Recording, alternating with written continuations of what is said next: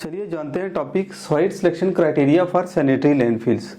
Municipality area में जो waste generate होता है उसकी डंपिंग के लिए एक साइट को सिलेक्ट किया जाता है और वो जो साइट की सिलेक्शन होती है वो कुछ रूल्स और कुछ क्राइटेरिया होते हैं, उसके बेसिस पे उस साइट की सिलेक्शन की जाती है।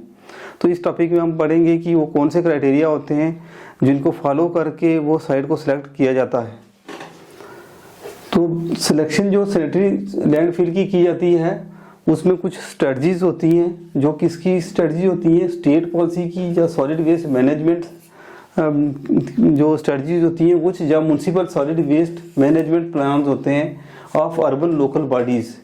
इन जो बॉडीज़ होती हैं इनके अंडर जो है ये स्ट्रेटजीज आती हैं जो कि फॉलो करके सैनिटरी लैंडफिल की सिलेक्शन की जाती है। इस सिलेक्शन के लिए कुछ स्टेप्स को फॉलो किया जाता है। तो वो स्टेप्स कौन से हैं? एक तो location criteria, search area, development of A list of potential sites, data collection of potential sites, field visit for local verification and identification of potential sites. इसके अलावा selection of best sites, preliminary environmental impact investigation and final site selection. ये जो है steps हैं जिनको follow करके site को select किया जाता है, जिसको हम 1 बाई 1 पढ़ेंगे, इसको डिटेल में पढ़ेंगे। इन स्टेप्स को हम 1 बाई 1 अब पढ़ेंगे। तो उसमें सबसे पहले जो स्टेप आता है वो आता है लोकेशन क्राइटेरिया, कि जो सैनिटरी लैंडफिल की कंस्ट्रक्शन करनी है म्यूनसिपल वेस्ट को डंप करने के लिए, वो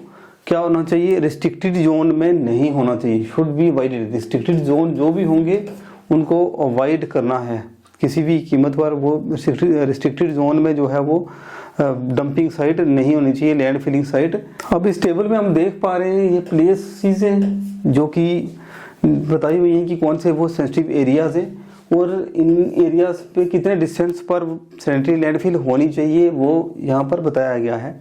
तो इसमें हम देख पा रहे हैं जो coastal regulations, wetland, critical habitat area, sensitive eco fragile area और फ्लड प्लान जो कि लास्ट रिकॉर्ड किए गए 100 ईयर्स में, इनके आसपास बिल्कुल भी जो है सैनिटरी लैंडफिल जो है वो परमिट नहीं की जाती। जो ये हैं ये हाईली सेंसिटिव एरियाज होते हैं, तो यहाँ पर परमिशन नहीं दी जाती कि सैनिटरी लैंडफिल को जो है एस्टेब्लिश किया जाए। इसके अलावा रिवर्स की बात करें तो लगभग 100 मीटर अवे होनी चाहिए, रिवर्स से दूर होनी चाहिए जो है सैनिटरी लैंडफिल। पॉन्ड्स, लेक्स और वाटर बॉडीज की बात करें तो 200 मीटर अवे होनी चाहिए। नॉन मेंडरिंग जो वाटर में ऐसे कार्बन नहीं है जो सीधी चलती है, सीधी जैसे कैनाल हो गया, ड्रेनेज सिस्टम हो गया, इनके 30 मीटर अवे होनी चाहिए जो डिस्टेंस है सैनिटरी लैंडफिल का। इसके अलावा जो हाईवे, रेलवे लाइन या वाटर सप्लाई वेल्स हैं उनमें उनके कितनी दूरी पर होना चाहिए, लगभग 500 मीटर अवे होना चाहिए फ्रॉम सेंट्रल लाइन से।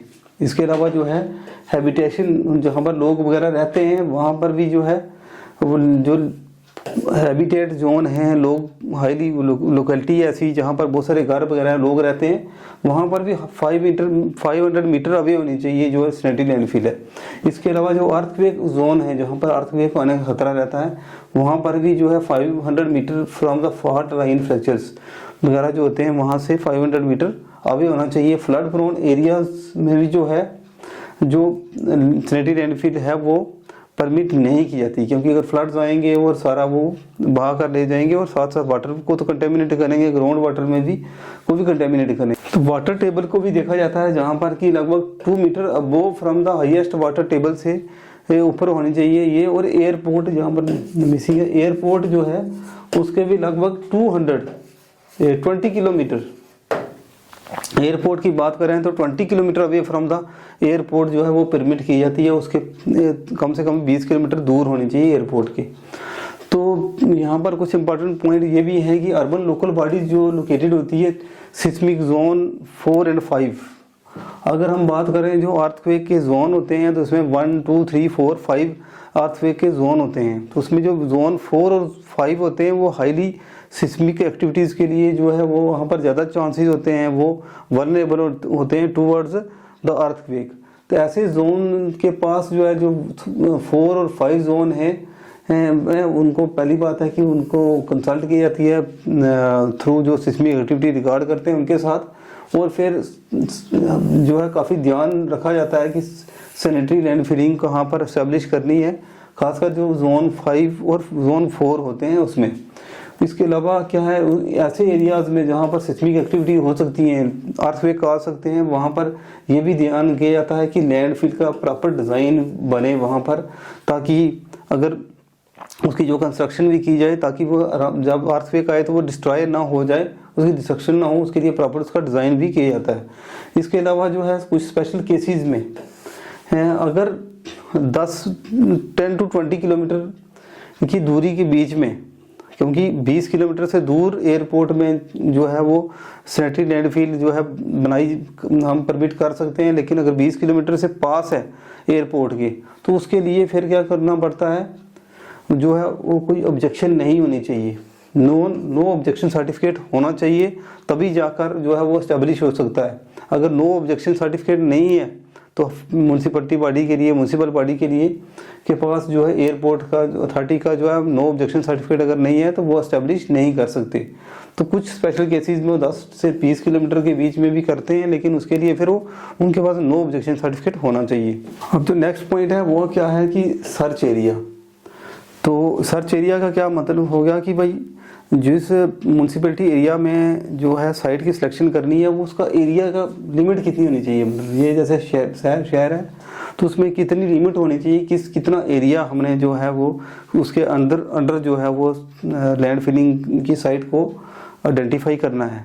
तो उसमें एक चीज़ तो देखी जाती है, जो पोटेंशियल साइट है सर्च एरिया की, वो उसको डिलिनेटेड करें, हम उसको चित्रण करें, उसे मैपिंग करें पूरे तरीके से, पहले उस एरिया का मैप बनाएं और एक बाउंड्री बनाएं कि कितनी बाउंड्री के लिमिट के अंदर जो है हमें उसको क्या करना है, उस साइट को आइडेंटिफाई करना है जो जिसमें लैंड फिलिंग करनी है। जैसे तो search area usually governed by the economic of waste transportation. हमें ये भी ध्यान रखना है, क्योंकि लेट करो कि हम 25 या 30 किलोमीटर के डायमीटर पर जैसे कोई एरिया बसा हुआ है और हमने डंपिंग जो लैंड फिलिंग करनी है 30 किलोमीटर दूर जाकर, जहाँ से वेस्ट जनरेट हो रहा है, तो उसकी वजह से हमें जो है ट्रांसपोर्टेशन की प्रॉब्लम आएगी, वहाँ पर फ्यूल ज़्यादा लगेगा और वो कॉस्ट ध्यादा पड़ेगी। तो हमें ये भी ध्यान रखना है जब हमें जो है इसकी एरिया को आइडेंटिफाई करना है और सिलेक्ट करना है, तो उसमें ये भी ध्यान रखना है कि वो एक प्रॉपर छोटी बाउंड्री के अंदर ही जो है वो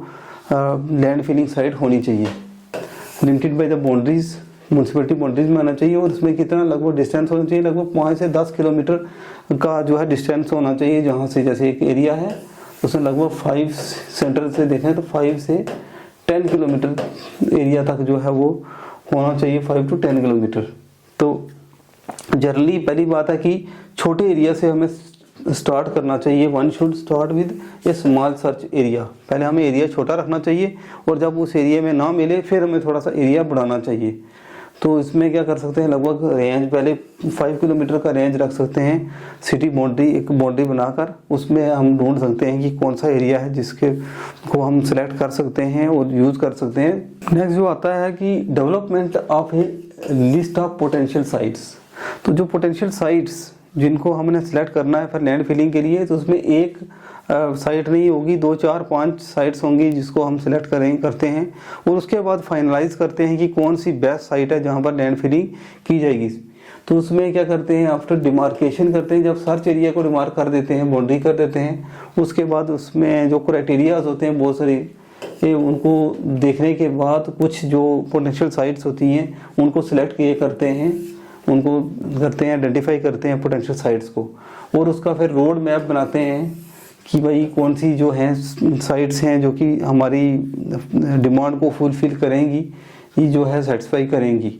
तो इसमें प्रीलिमिनरी डेटा कलेक्शन जो है वो भी कलेक्ट किया जाता है, ताकि कम से कम बेस्ट 5 जो बेस्ट रैंक्ड साइट है उसको सिलेक्ट किया जाए। तो उसके लिए हम पूरे तरीके से डेटा कलेक्ट करते हैं, उन सब साइट्स उनका जो 1, 2, 3 साइट सेलेक्ट की होती हैं या 4 जो भी, तो उनका डेटा कलेक्शन भी करते हैं और फिर फाइनली बेस्ट साइट जो होती है उसको जो है फाइनली हम क्या करते हैं, चूज़ करते हैं। तो इसमें और क्या किया जाता है कि कुछ ऐसे भी एरिया होते हैं जहाँ पर म्यूनसिपैलिटी एरिया वगैरह जहाँ पर कि ज़मीन की कमी है, लैंड की कमी होती है, तो वहाँ पर हम ये भी देख कर सकते हैं कि कोई ओल्ड वेस्ट डंपिंग साइट है तो उसको भी हम कंसीडर कर सकते हैं कि पहले वहाँ पर डंपिंग होती थी, बंद हो गई किसी वजह से, तो दोबारा से उसको ओल्ड डंपिंग साइट को चूज़ कर सकते हैं प्रॉपर।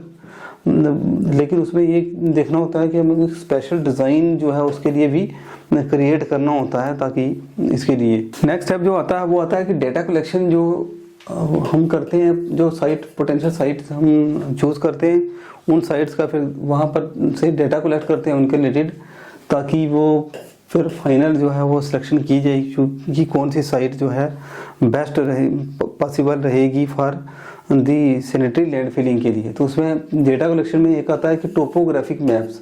तो टोपोग्राफिक मैप में हम ये देखते हैं कि लो एरिया, हाई एरिया, टोपोग्राफी उस एरिया की कैसी है, तो उसमें हमें नेचुरल वाटर जो सरफेस वाटर के बारे में पता चलता है, ड्रेनेज पैटर्न का पता चलता है, स्ट्रीम्स और रिवर्स का पता चलता है। और जो टोपोग्राफी मैप हैं वो और क्या मदद करते हैं कि कोई फ्लड प्लान तो नहीं है, जो लैंडस्लाइड जो लैंड फिलिंग के लिए हम साइट सेलेक्ट कर रहे हैं उसमें सरफेस वाटर ड्रेनेज सिस्टम कैसा है, जब फ्लड प्लान्स तो नहीं है।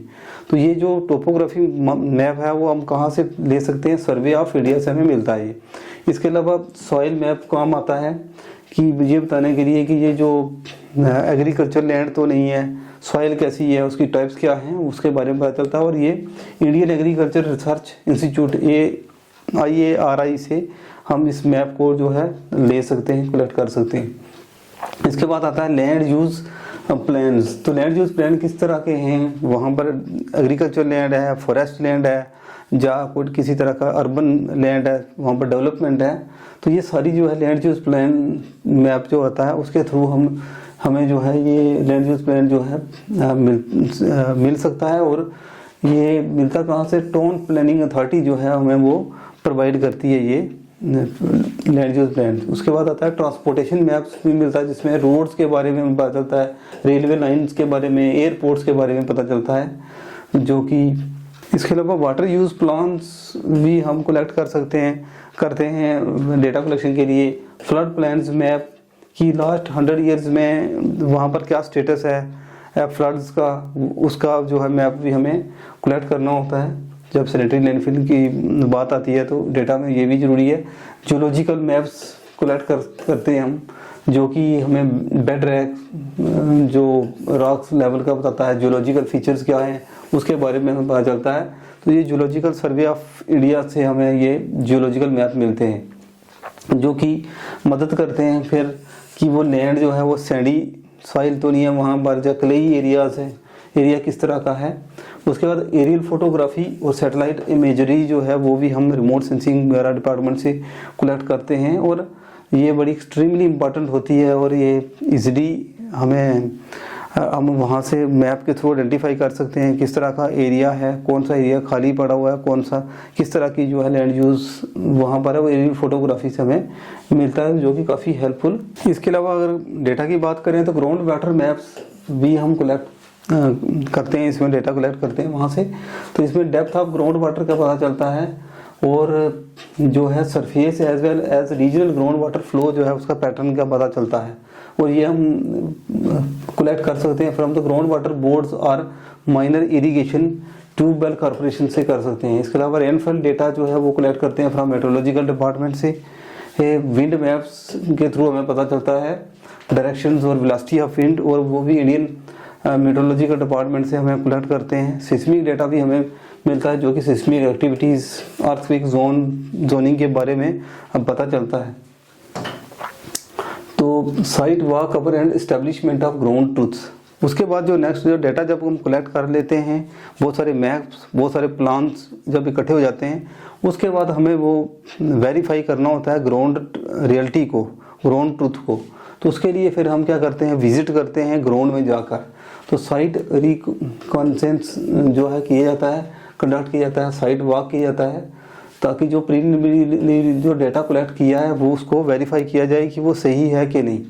तो इसमें बहुत सारे जो फीचर्स होते हैं उनको ऑब्जर्व किया जाता है और कंफर्म किया जाता है कि जो हमारा डेटा जो कलेक्ट किया गया है वो सही है या गलत है। इसके अलावा कुछ एडिशनल इंफॉर्मेशन जो है इस डेटा के रिलेटेड और ग्राउंड रियलिटी में जाकर हम ले सकते हैं। तो उसमें हम क्या करते हैं, एक तो फ्लडिंग ड्यूरिंग मानसून्स जो है वो पता करते हैं कि होती है कि नहीं। और कहाँ से पता करते हैं? इनहेबिटेंट से, जो लोग वहाँ पर रहते हैं। ग्राउंड रियलिटी में जब हम चेक करने जाते हैं ग्राउंड पर, तो लोगों से पता कर सकते हैं कि वहाँ पर मानसून जो टाइम होता है उस समय फ्लडिंग किस किस एरिया में होती है, कहाँ नहीं होती है, वो देख सकते हैं। सॉइल टाइप कैसी है, फर्टाइल है जहाँ वहाँ पर किस तरह की सॉइल है वो, तो वो सारा ग्राउंड रियलिटी में जाकर लोगों से पता कर सकते हैं। इसके अलावा डेप्थ टू ग्राउंड वाटर, हम ग्राउंड वाटर टेबल कैसा है वहाँ पर के ट्यूबवेल्स के थ्रू या जो ओपन वेल्स होते हैं वहाँ से पता कर सकते हैं कि जो ग्राउंड वाटर की डेप्थ है वो कितनी है। और क्वालिटी ऑफ ग्राउंड वाटर कैसा है वो भी लोगों से हमें पता चलता है। डेप्थ ऑफ बेड रॉक वो भी हम ग्राउंड पे जाकर पता कर सकते हैं, वेरीफाई कर सकते हैं। ये कुछ एडिशनल इन्फॉर्मेशन होती हैं जो हमें ग्राउंड पर मिलती हैं, और वो लोगों से भी हम वहाँ पर वेरीफाई कर सकते हैं, जब कुछ टेस्ट करके, कुछ जो है सर्वे करके हम इसको क्लियर कर सकते हैं। फिर नेक्स्ट पॉइंट आता है कि selection of few best ranked sites.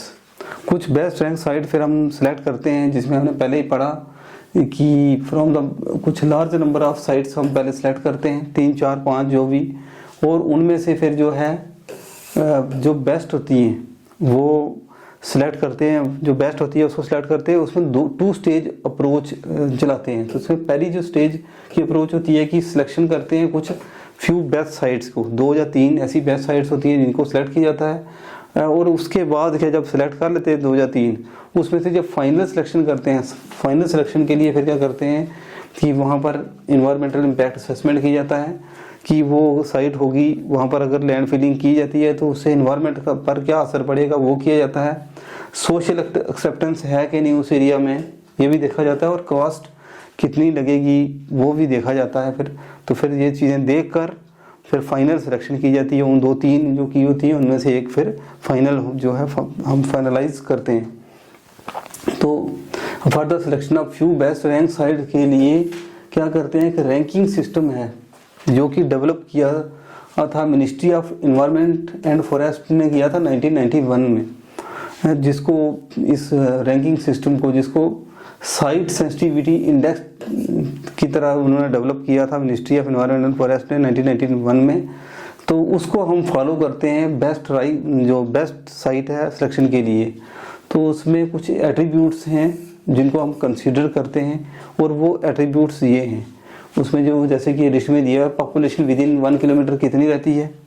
जब बेस्ट साइट को सिलेक्ट करना है तो उसमें कुछ ये जो इंडेक्स है, कुछ जो कि मिनिस्ट्री ऑफ इन्वायरमेंट फॉरेस्ट ने रेकमेंड किया है, तो इस रैंकिंग सिस्टम को किया जाता है। और रैंकिंग जो है ये कुछ पॉइंट्स हैं जिनको, कुछ एट्रीब्यूट्स हैं जिनको कंसीडर किया जाता है। तो उसमें पॉपुलेशन विद इन 1 किलोमीटर कितनी है उस हिसाब से फिर रैंकिंग की जाती है। Distance to drinking water well and tubewell, मतलब कितने दूर है ट्यूबवेल, कितना वेल कितना दूर होगा वो देखा जाता है। Use of sites by residents, कैसे यूज़ करेंगे। Distance to nearest off site buildings कितनी दूर होंगी। प्रेजेंस ऑफ एयरपोर्ट कितने दूर है। प्रेजेंस ऑफ रोड्स कैसी, कितने का प्रेजेंस क्या है। करंट लैंड यूज़ वहाँ पर कैसी यूज़ हो रही है। डिस्टेंस टू क्रिटिकल हैबिटेट से कितने दूर वो साइट होगी लैंड फिलिंग वाली, ये सारी चीज़ें देखी जाती हैं। Distance to nearest surface water कितने डिस्टेंस होगा। डेप्थ टू ग्राउंड वाटर कितने डेप्थ पर होगा। सॉइल परमेबिलिटी कैसी है वहाँ, डेप्थ टू बेड रॉक जो है वो कितना है। फ्लडिंग के लिए ससेप्टिबल तो नहीं है वो एरिया। वाटर इरोजन कैसा है वहाँ पर। इसके अलावा फाइनल लैंड फॉर्म्स वहाँ पर कैसी है। एयर पोल्यूशन पोटेंशियल और ससेप्टिबिलिटी टू सिस्मिक एक्टिविटीज़ को भी वहाँ पर कंसीडर किया जाता है। तो ये कुछ एट्रीब्यूट्स हैं जिनको देखा जाता है और फिर रैंकिंग की जाती है साइट सिलेक्शन के लिए, जिसको जो है वो फॉलो किया जाता है रूल जो कि इन्वायरमेंट एंड फॉरेस्ट ने जो है डेवलप किया था। तो on the basis of ranking के हिसाब से जो है इसकी स्कोरिंग की जाती है, और उनमें से 1 or 2 साइट्स को पहले जो 2-3 चूज़ करते हैं, और उसमें से फिर जो बेस्ट होती है उसके फिर इन्वायरमेंटल इम्पैक्ट असेसमेंट भी की जाती है और फाइनल सिलेक्शन फिर की जाती है। उनमें से जो फाइनल इन्वायरमेंटल इम्पैक्ट असेसमेंट में फिर देखा जाता है कि सबसे बेस्ट वाली कौन सी है जिसकी वजह से ज़्यादा इन्वायरमेंट पर इम्पैक्ट नहीं पड़ेगा, इकोनॉमिकली वो क्या होगी, ठीक होगी। फिर क्या किया जाता है कि जो रैंकिंग की जाती है साइट्स की, ऑन द बेसिस ऑफ जो एट्रीब्यूट्स हैं उनके बेसिस पे साइट्स की रैंकिंग की जाती है और 2 या 3 साइट्स जो हैं वो चूज़ की जाती हैं और उन साइट्स का फिर प्रीलिमिनरी इन्वायरमेंटल इम्पैक्ट इन्वेस्टिगेशन की जाती है, असेसमेंट किया जाता है 2 या 3 साइट्स का। और फिर क्या किया जाता है कि the impact of sanitary landfill को असेस किया जाता है ऑन द बेसिस ऑफ, क्योंकि इस लैंडफिल का इन्वायरमेंट पर क्या इफेक्ट पड़ेगा और बहुत सारी चीज़ें जो चेक की जाती हैं वो on the basis of national rules and local conditions, कि कुछ नेशनल रूल्स क्या हैं कि वो क्लियरेंस देगा कि नहीं, प्लस वहाँ की लोकल कंडीशन कैसी हैं वो चेक की जाती हैं और फिर उसके basis of preliminary environmental impact investigation की जाती है उन साइट्स की रूल्स के हिसाब से प्लस लोकल कंडीशन के हिसाब से। और जब ये हो जाता है तो जो फाइनल सिलेक्शन होती है उस जगह की, जो फाइनल साइट सिलेक्शन करते हैं 2 या 3 हैं, तो उसमें से जो बेस्ट जो साइट होगी उसको सिलेक्ट किया जाता है। उसको बेस्ट को सिलेक्ट करने के लिए क्या जाता है, किस किस चीज़ को कंसिडर किया जाता है, उसमें एक किया जाता है इन्वायरमेंटल इम्पैक्ट कैसा पड़ेगा उस साइट की वजह से सराउंडिंग पर, दूसरा सोशल एक्सेप्टेंस है कि नहीं, वहाँ पर सोसाइटी उसको एक्सेप्ट करेगी कि नहीं, तीसरा transportation and land filling cost, कि वहाँ पर ट्रांसपोर्टेशन कैसी है, उसको ट्रांसपोर्ट करने में इजीली ट्रांसपोर्ट हो पाएगा, लैंड फिलिंग वहाँ पर जो करनी है वहाँ पर वेस्ट पहुँच पाएगा कि नहीं, प्लस उसकी जो है कास्ट कितनी लगेगी। अगर तो जैसे कास्ट बेनिफिट एनालिसिस की बात करें तो जैसे कि अगर कास्ट ज़्यादा लग रही है और उतना फ़ायदा नहीं हो रहा तो जो है अगर बेनिफिट्स जो हैं वो कम हैं और लॉसेस ज़्यादा हैं तो कभी भी ये उस प्रोजेक्ट को फॉरवर्ड नहीं कर सकते, उसी को कर सकते हैं जहाँ पर बेनिफिट ज़्यादा है और लॉस कम है। तो वो चीज़ भी देखी जाती है, कास्ट भी देखनी पड़ती है। तो फिर फाइनल जाकर ये चीज़ें कंसीडर करने के बाद जो है फिर फाइनल सिलेक्शन की जाती है, जो साइट होती है फाइनल साइट के लिए उन 2-3 में से जो कि हमने पहले सेलेक्ट की होती है उनमें से। तो ये स्टेप्स जो कंसीडर किए जाते हैं फाइनल साइट सिलेक्शन के लिए, उसमें क्या है कि लैंडफिल साइट सिलेक्शन के लिए एक फैक्टर देखा जाता है इन्वायरमेंटल फैक्टर, दूसरा देखा जाता है सोशल कल्चर फैक्टर और तीसरा देखा जाता है इकोनॉमिकल जो फैक्टर्स होते हैं, इकोनॉमी का जो टेक्निकल एंड इकोनॉमिक फैक्टर्स। तो इन्वायरमेंट फैक्टर में भी कौन कौन से आ जाते हैं कि वहाँ पर सरफेस वाटर कैसा है, लैंड टाइप क्या कौन सी है, सेंसिटिव इकोसिस्टम्स तो नहीं है और लैंड कवर कैसा है। सोशो इकोनॉमिक जो सोशो कल्चर है फैक्टर्स हैं उसमें देखा जाता है कि लोगों के घरों से कितने दूर पर है, distance to settlements, land use कैसा है, कोई एग्रीकल्चर लैंड है, वाटर लैंड है, फॉरेस्ट लैंड है क्या है, plus distance to main roads कि उस जहाँ पर से लोगों का वेस्ट वहाँ पर लैंड फिलिंग के लिए भेजना है वो कितनी दूरी पर है, तो वो चीज़ भी कि वो ले जा पाएंगे कि नहीं। और टेक्निकल और इकोनॉमिकल फैक्टर्स में ये देखा जाता है कि एरिया स्लोपी है, जहाँ वेस्ट जनरेशन का जो डिस्टेंस है वो कितना है, कि वो इकोनॉमिकली कहीं साउंड है कि नहीं। और इसमें ये टेक्निकल एंड इकोनॉमिकल फैक्टर में यही देखा जाता है कि ये ज़्यादा एक्सपेंसिव तो नहीं है, मैनेजेबल है, इकोनॉमिकली ठीक है कि नहीं। तो this is all about the topic. Thank you.